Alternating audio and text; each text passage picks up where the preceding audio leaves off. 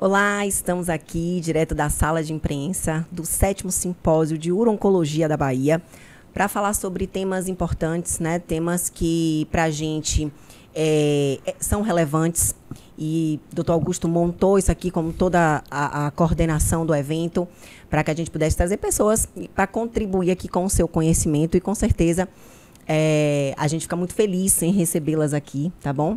Olá, doutor Augusto. Oi, tudo bom, Dani? Prazer ter aqui você na mesa. Prazer é meu novamente, né?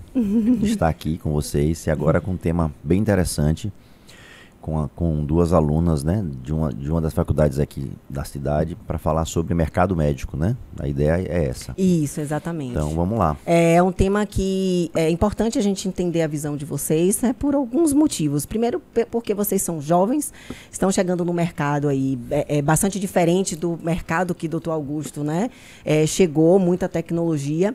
Primeiro, eu queria saber qual é o nome de vocês, né, onde vocês estudam, e aí falar um pouquinho dessa perspectiva, né, sobre mercado médico aí, na visão de vocês aí, tão jovem. Primeiro, na verdade, fale o nome, depois eu vou perguntar uma coisa. Ah, sim. Antes dela responder. Não, vá. Certo. Bom dia, é um prazer estar aqui. Muito obrigada pelo convite. Eu sou Samira, sou estudante de medicina na Unime, 5º semestre. E é a minha primeira vez aqui no congresso. E está sendo um prazer imenso estar aqui em uma área que, sinceramente, não é uma área que eu me identifico, mas é uma área que eu tenho muita curiosidade. Uhum. Então, assim, acho muito importante, até mesmo pelo que eu e Dani estávamos conversando antes, para a gente poder abrir o leque de possibilidades. Porque talvez agora não é a hora que eu me identifique muito, mas lá no futuro possa ser que eu tenha mais afinidade. Perfeito, perfeito. Oi, bom. Meu nome é Beatriz, eu também do 5º semestre. E, assim, eu vim pra cá porque eu não penso em urologia, oncologia, mas é como a Samira falou, é pra abrir o leque, fazer um network, conhecer pessoas, como hoje a gente te conheceu e conheceu a sua empresa e foi muito bom. E também aumentar os nossos conhecimentos. A gente tava na palestra mais cedo e aí a gente viu algumas coisas, ouviu algumas coisas que a gente nunca tinha escutado. E aí a gente pesquisou na hora e conseguiu fazer o raciocínio. E assim, isso é muito bom. Aumenta o nosso conhecimento, amplia o nosso conhecimento. Perfeito. E faz a gente pensar um pouco fora da caixa da faculdade. Porque a faculdade ensina a gente muita coisa ali. E isso aqui, o congresso também faz a gente pensar mais fora da caixa, né? Perfeito, muito bom. Muito legal, mas a pergunta que eu queria fazer é o seguinte: vocês fizeram medicina por quê? Qual foi o motivo que vocês escolheram o curso? Quero ouvir agora.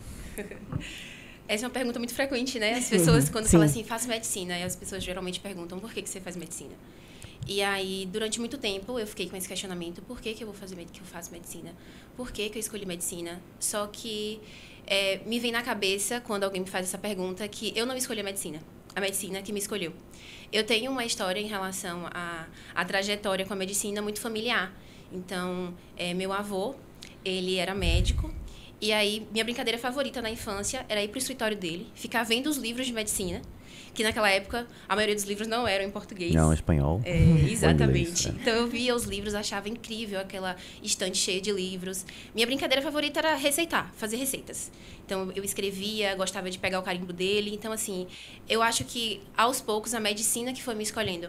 E eu fui vendo o quanto que eu gostava de ver ele praticando a medicina. E eu falava, eu quero ser isso, eu quero ser aquilo. Ótimo. Muito E bom. você, Bia? Com o meu caso é um pouco mais diferente, porque assim, o que eu vejo é muito da infância e particularmente comigo não foi da infância. Quando eu estava na escola, já perto do ensino médio, eu via a medicina como algo impossível. Era muito difícil de passar e eu sentia um pouco dessa vontade, só que eu via que era algo muito impossível, assim, que colocavam como uma meta impossível. Só que, pra mim, eu via como isso também. Só que minha mãe me ajudou muito a enxergar de outra forma. A enxergar de uma forma que não é impossível, que a medicina não é... a gente não precisa enxergar dessa forma. E eu fui quebrando isso e fui encontrando o verdadeiro amor, assim, da medicina. E fui me descobrindo aos poucos e fui me apaixonando aos poucos. E até que, de fato, eu não me vejo fazendo outra coisa que não seja estudando medicina.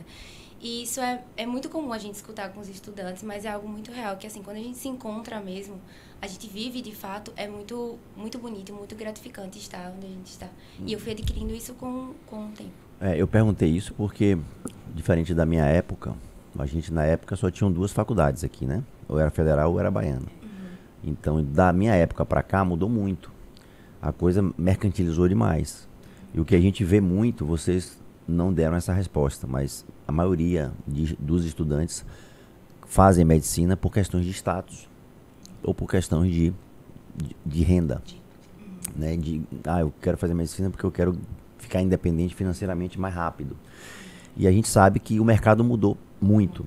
Né? Então, hoje em dia, com a saturação das escolas, o número de escolas que cada dia mais abre-se mais escolas e às vezes com a qualidade inferior, e depois elas são fechadas, isso já está acontecendo, né? Você começa a perder a qualidade. Então, e você começa a ter muito médico sendo formado para pouco emprego. E aí surge um outro problema, um outro gargalo que vocês vão enfrentar, que é a residência médica. Na minha época, só 30% faziam residência. Hoje, deve ser menos do que isso. Com os médicos que estão formando, você tem hoje um percentual bem menor. Então, se você faz medicina pensando em status ou em dinheiro, você vai ter uma frustração lá na frente. Porque você vai ter que fazer coisas, muitas vezes, que você achava que não iria fazer, e você não vai ter aquele ganho financeiro que você achava que você iria ter. E aí você acaba se decepcionando, ou fazendo coisas antiéticas, né? Para poder ganhar aquilo que você almejava, entendeu? Então aí você deturpa tudo isso. Então é importante que vocês me deram uma resposta que foi uma resposta até fora da média, né? Mas é importante ouvir isso de vocês, que vocês escolheram porque vocês gostam. A medicina é uma área, para mim, a mais difícil que tem. Você tem que se dedicar muito. Você abre mão de várias coisas, né? E com essa parte tecnológica, da inteligência artificial entrando, algumas especialidades médicas em 5, 10 anos não vão existir mais. Então vocês que estão entrando agora precisam pensar nisso. O que é que vocês, qual a visão de vocês sobre isso, né? Sobre essa questão da tecnologia, né? Da inteligência artificial e que assim é um fato que vai acontecer porque é a substituição, né, de pessoas pela inteligência artificial e aí é um fato, né? O que é que vocês pensam sobre isso? É que assim, eu acredito que assim, a medicina ela avança muito rápido. A todo momento tem atualizações, tem coisas novas surgindo e a gente tem que buscar isso, porque como o senhor falou, a inteligência artificial vai substituir muitas especialidades. Só que o nosso conhecimento, a gente aprende na faculdade também o lado humano, que é atender o paciente, que é a humanização do atendimento, isso a gente tem que prevalecer. E não só isso, né? O nosso conhecimento com relação à residência. E o que passa, assim, às vezes, pra gente na faculdade, é que o mercado médico está muito disputado. Então, tem saturado. Forma muito médico, está formando muito médico, então a gente tem que buscar sempre conhecimento. E isso, por um lado, assusta, porque a gente fica com receio do que está esperando a gente no futuro, mas também conforta porque esse mercado vai cada vez filtrando mais por conta da residência. A gente vê que muitos hospitais, por exemplo, lá em Aracaju, na minha cidade, tem um dos hospitais que só aceita médico que tem residência, até para dar plantão mesmo. E a gente vê isso em vários hospitais também. E eu acho isso muito bom porque, assim, a gente precisa ter essa especialidade, ter essa mais consolidação do que é a medicina, né? Porque ela se atualiza a todo momento e a gente tem que estar cada vez mais ciente disso. Sim, com certeza. Realmente, a mercantilização da medicina é muito real e a gente percebe antes de entrar na faculdade, então desde o período pré-vestibular, nós estudantes, a gente consegue perceber isso, quanto que a medicina está sendo mercantilizada.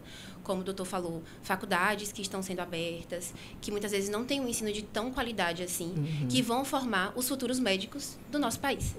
E que muitas vezes esses futuros médicos estão associando a medicina com a inteligência artificial, com questões de buscar tecnologia. Claro que a tecnologia é muito boa quando utilizada ao nosso favor. Todo excesso e toda falta é uma preocupação. Então, o excesso de utilizar a tecnologia é muito importante para que o aluno ele perceba até que ponto eu devo utilizar essa tecnologia ao meu favor, ao meu futuro, enquanto estudante, enquanto profissional. Porque o aluno, ele entra na faculdade de medicina, mas a partir dali ele já está formando a sua trajetória enquanto médico. Então, desde o momento que você é primeiro semestre, você já está iniciando a sua carreira médica ali. E tem muitos alunos, inclusive, não só na medicina, eu acho que não só em outras, mas na medicina também, que agora com o ChatGPT não lê mais nada. Então, coloca lá, o chat resume, faz a resposta e ele acha que está ótimo porque tirou uma nota interessante. O importante é você, assim, não ver a inteligência artificial como inimiga. Exato. Né? A gente vê ela como uma ferramenta importante, sim, mas você tem que saber usá-la. Você tem que saber usá-la porque, assim, tudo que é inovação, tudo que é tecnologia, ela não vai voltar para trás. Sim. Ela só vai avançar. Então, se você não for parceira dela, você vai ficar para trás e não vai avançar junto. Verdade. Agora, você precisa saber o que você pode extrair dela para você ser melhor. E nem ser dependente dela. Isso. Então, você tem que trabalhar junto com ela. Como você vai fazer isso? Aí tem vários caminhos. Né? Você tem que estudar essa parte, fazer cursos, congressos, simpósios, se atualizar nisso aí e ver o que ela vai te encaixar num primeiro momento. Por exemplo, atender paciente sem ter que digitar. Você usa um agente para fazer isso é bacana, você ganha tempo, você humaniza mais com o seu doente, você olha no rosto. Isso é uma coisa mais básica. E depois, por exemplo, você vai decidir uma conduta com o paciente. Você joga a inteligência artificial para você decidir para aquele paciente qual a melhor conduta. Então você tem estratégias para fazer isso. Tudo isso é muito novo. Sim. A gente está aprendendo isso ainda. Eu estou assim, começando do zero ainda, né? Mas a gente sabe que a gente precisa fazer uma imersão nisso para você trabalhar junto com a inteligência e não contra ela. Senão você que vai ficar obsoleto. Até porque na inteligência tem muitas informações. Isso. E às vezes o aluno fica perdido. E diante de tantas informações que tem, não sabe filtrar qual informação vai ser adequada ou não. Até porque a inteligência artificial não vai substituir o livro, não vai substituir a prática. Então, é muito importante a gente conseguir dosar até que ponto a gente vai conseguir usar para o bem ou utilizar de uma forma que prejudique tanto a gente, quanto o paciente, quanto a nossa conduta. Quando vocês formarem, falta quanto tempo? 3 anos para vocês formarem? Esse avanço, ele vai estar assim, já vai ser normal, comum, né? Já se usar isso em consultório e até os pacientes, porque hoje até para os pacientes ainda é uma coisa, digamos assim, estranha, né? E que causa realmente receio. Mas eu acredito que até lá a coisa já vai... E vocês têm estudado essa questão da tecnologia, de IAs no ramo médico? Assim, eu particularmente nunca estudei especificamente sobre a inteligência artificial no ramo médico. Mas, como para estudo, assim, ela serve muito como base. Porque, às vezes, a gente tá vendo um conteúdo novo que a gente nunca viu e a gente tá com dificuldade em algumas coisas específicas, algumas dúvidas específicas que uma simples pergunta com a inteligência artificial que vai me responder, a gente já consegue pegar o livro e começar a encaminhar a leitura de uma forma muito mais ampla, um conhecimento muito mais, uma leitura muito mais fácil, assim, vamos dizer. E com o avanço dessa tecnologia no futuro, eu acho que isso vai se tornar um benefício muito maior. Com relação, como o doutor falou, dos atendimentos, que vai auxiliar a gente nos atendimentos, na conduta certa, qual a conduta que a gente deve agir certamente com o paciente. E isso no futuro vai ser uma ferramenta muito boa pra gente. Eu acredito que sim. Antes de passar para a Samira, eu quero já perguntar para você, porque nosso tempo já está se encerrando. Qual a sua visão, né, assim, de forma bem objetiva, o que você espera, né, do mercado, da medicina, quando você formar? O que você espera há 3 anos? Quando, né, daqui a 3 anos você imagina que isso vai estar como? Assim, sendo bem sincera e bem realista, pelo que eu vejo, vai estar, como eu já tinha citado até antes, que o mercado vai estar muito saturado. Mas eu tento não me concentrar nisso e me concentrar na minha formação, no que eu estudei, no que eu lutei durante todo esse tempo, porque assim... Você tem que amar a medicina mesmo para poder viver tudo que você vive na faculdade. Então, eu vou acreditar que eu vou estar com o meu conhecimento, minha base vai estar boa, eu vou fazer minha residência.